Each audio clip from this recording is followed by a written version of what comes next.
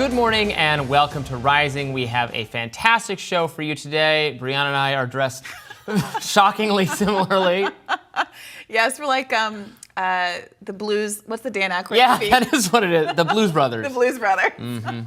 All right. I always think that's going to mean a lot of commonality in the themes of the show today. I think that we're on track for a really good show with healthy debate, but a lot of simpatico as well. All right. Well, let's start with some political news. Democrats going into full-blown freakout mode, according to Politico. The article says, quote, all year, Democrats had been on a joyless and exhausting grind through the 2024 election. Democrats and the rest of us. But now, nearly 5 months from the election, anxiety has morphed into palpable trepidation, according to more than a dozen party leaders and operatives. The gap between what Democrats will say on TV or in print and what they'll text their friends has only grown as worries have surged about Biden's prospects. Now, White House Press Secretary Karine Jean-Pierre tried to crush those rumors. Let's watch. Are you guys here at the White House in full-blown freak-out mode? What are you talking about? What are you talking about? There's a Politico Peter? story. It sounds like Democrats outside, the quote is, Biden's stubbornly poor polling and the stakes of the election are creating the freak-out. So, again, I'm going to be mindful. I'm not going to comment on 2024 election. I will say this. The president has never forgotten where he came from, who he is. He understands what the American people are going through as they're sitting around the kitchen table. You hear the president talk about his time growing up, where he watched his family having to sit around the kitchen table, making incredibly difficult decisions. And the president has always said he's going to fight for communities that have been forgotten. And you see that in the policies, economic policies that he's put forward. The Politico story comes as the latest polls show Trump leading in most swing states. But not all Democrats are willing to concede that. In a recent interview, the New Yorker's Isaac Chotiner pressed longtime Democratic strategist Simon Rosenberg on Biden's poor polling, to which Rosenberg responded, quote, I'm ending the interview because what you're doing is ridiculous. I don't care. I know what 538 wrote. I live this every day. And so the point is what you're saying is wrong. I'm on record saying that what 538 has written is incorrect. And I've gotten you definitive proof otherwise. So if you want to keep coming back at this, do it. But this has become one of the most ridiculous interviews that I've ever done in my entire professional career. In other Biden news, the Democratic Party is planning to nominate him virtually before the scheduled August convention in order to meet Ohio's August 7th ballot certification deadline, just in time for my birthday. Robby, that does not sound good. You're in a situation where you've had a whole suite of really bad media stories. There was the Chotiner piece from last week where that article was amazing. Everyone watching should really read it. This guy fully freaked out being interviewed. He just being presented by bad polling for Biden was like, no, safe space me. Don't tell me about this. I refuse to do this interview. Right, and this is not a kind of hostile audience he's with. These are people who are frankly rooting for Biden to win and simply asking whether or not his advisors are steering him in the right direction. I think the answer you get to that is no, they are not. And that combined with the Axios reporting from a week or two ago that showed that Biden has people around him and that he does not believe the bad polling, that he thinks that he is set up for success. There was an Ezra Klein piece also from last week that ran through, I think, 6 or 7 of the reasons why Joe Biden isn't doing well, and to see if these are true reasons, they're not reasons, but to vet them out. And the conclusion is that there's a lot of substantive things that Biden just is not doing correctly. And now you get to this political story about a freak out. Listen to this quote from it. This is from a Biden advisor. He says, donors ask me on an hourly basis about what I think, the advisor said, calling it so much easier to show them while they read it so I can pour a drink, what they think about what Biden is doing well. It's easier just to show them because this list of what he's doing well is so little that it's just easier to show them. The list of why we could win is so small, I don't even need to keep the list on my phone. It's not good. It's not good.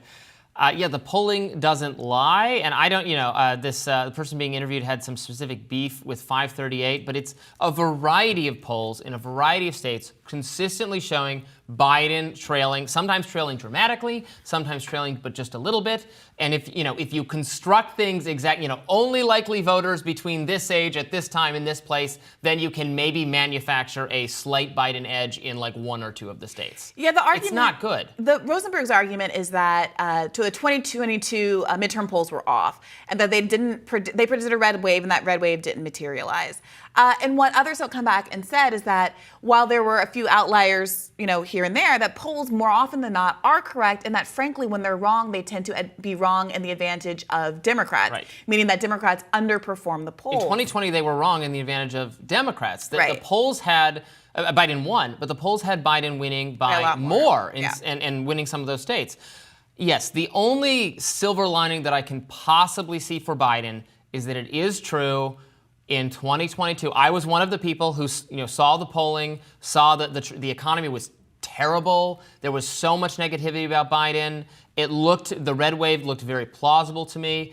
And then when push came to shove, Biden's party did better in those results. They still lost the House, but better was not losing the Senate as well. In fact, they had a pickup in the Senate. And I was a little bit surprised by Republicans losing Nevada, Pennsylvania, and Georgia. Yeah, there were a few close races that went the other way, basically, that caused the outcome. So does Biden repeat that performance? That's, I guess, what in his head he's expecting to do. But again, none of the actual data we have suggests that's likely to occur. Now, as much as there was this reporting that I just alluded to that says the Biden campaign is in this kind of delusional posture, and as much as he's being advised by people like this Rosenberg fellow from the Chotiner interview, who literally describes his business as hopium. That's what he is, self-described hopium.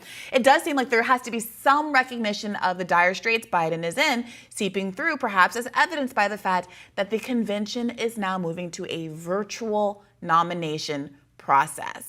So do you think that's to get out of him being challenged, booed by, this could end up being a raucous convention, right? Of people, of pro-Palestinian protesters.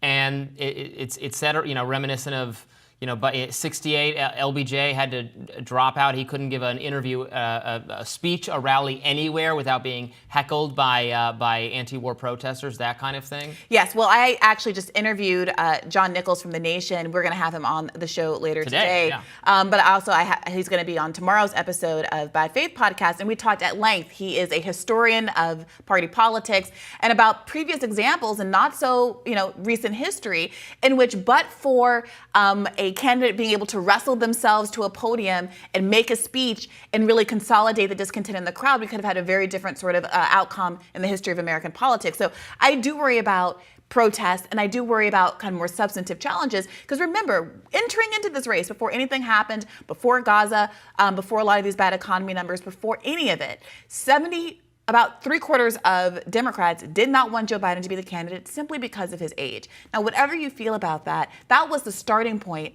at which Joe Biden had to arise from. And he has not only not done that, he has not only assuaged people's concerns about his age and mental fitness, there are a whole host of other substantive criticisms now that are on his shoulders. And it does not seem, at least based on the administration's response, you heard Karine Jean-Pierre, we didn't even mention that, sort of yada these concerns away.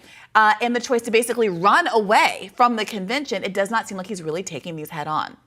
Indeed. All right, next up, we've got a radar from Briahna and more of our show. Stay tuned for more Rising.